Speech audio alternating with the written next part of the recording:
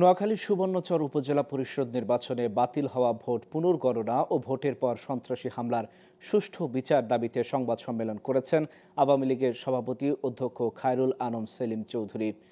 সকাল 11টার দিকে নোয়াখালী জেলা আওয়ামী লীগ কার্যালয়ে এই সংবাদ সম্মেলন করেন তিনি। উপস্থিত ছিলেন জেলা আওয়ামী লীগের সাধারণ সম্পাদক ও পৌর মেয়র শহীদুল্লাহ খান সোহেল, জেলা পরিষদের চেয়ারম্যান আব্দুল ওয়াদুদ পিন্টু, অ্যাডভোকেট ওমর ফারুক সহ অনেকে।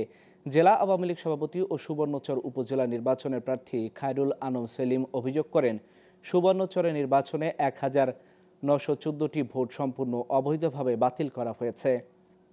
বাতিলকৃত ভোট পুনর্গণনার দাবি জানান তিনি বলেন, ভোটের পরে দলীয় নেতাকর্মী ও যারা দোয়াত কলম মার্কায় ভোট দিয়েছে তাদের কুপিয়ে গুরুতর আহত করা হয়। তাদের দোকানে লাখ লাখ টাকার মালামালও লুটপাট করেছে আনারস মার্কার সমর্থকরা।